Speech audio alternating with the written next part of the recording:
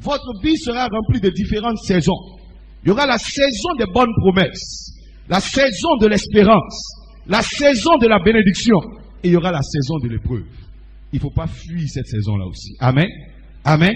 Et Abraham se présenta devant Dieu. Il avait déjà eu l'accomplissement de ses promesses, mais il s'attendait encore à Dieu. La plupart d'entre nous, lorsqu'on a l'accomplissement de notre promesse, on ne s'attend plus à Dieu. La preuve même, nous n'entrons même plus dans sa présence.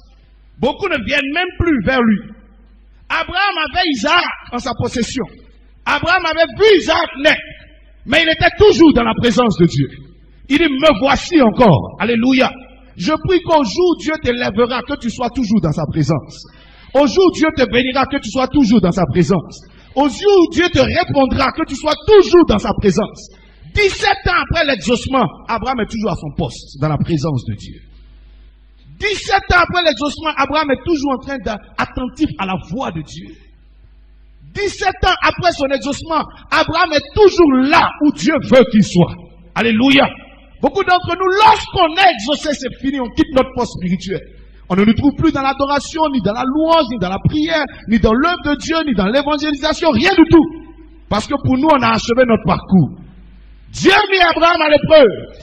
En Genèse 22, après qu'Isaac soit déjà, Abraham n'attend plus rien de Dieu. Parce qu'il était déjà exaucé. Toutes ses prières étaient exaucées. La Bible dit Abraham était toujours dans la présence du Seigneur. Dieu ne t'a pas appelé pour exaucer tes prières, il t'a appelé pour établir une relation avec lui. C'est pas pour régler tes problèmes que Dieu t'a appelé. Il t'a appelé pour marcher avec toi. Quand les problèmes sont réglés, continue à marcher avec lui. Quand les problèmes sont réglés, continue à avancer avec lui. Continue à l'adorer, continue à le célébrer. Continue à bénir son nom. Beaucoup d'entre nous aujourd'hui, ce qui nous fatigue, c'est que nous nous attendons juste au miracle de Dieu, mais nous n'attendons pas à la communion avec Dieu.